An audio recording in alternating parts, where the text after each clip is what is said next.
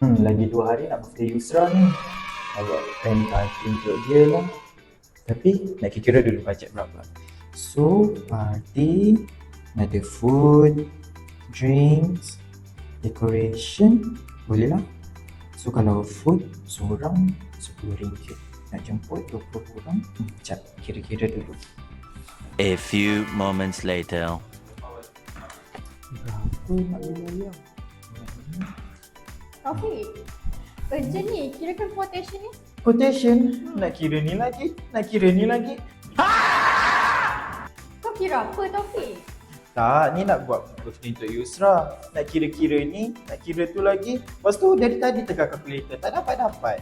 Kenapa kau guna kalkulator? Gunalah Microsoft Excel. Microsoft Excel? Microsoft Excel boleh kira semua ni.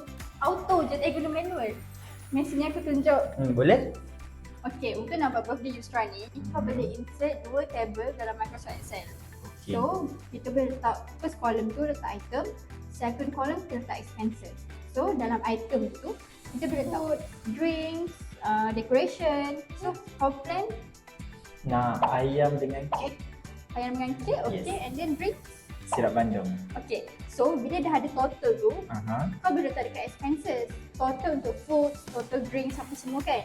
And then, tekan je column total tu. And then, tekan sama dengan sum. And then, select B4 sampailah B8 ni.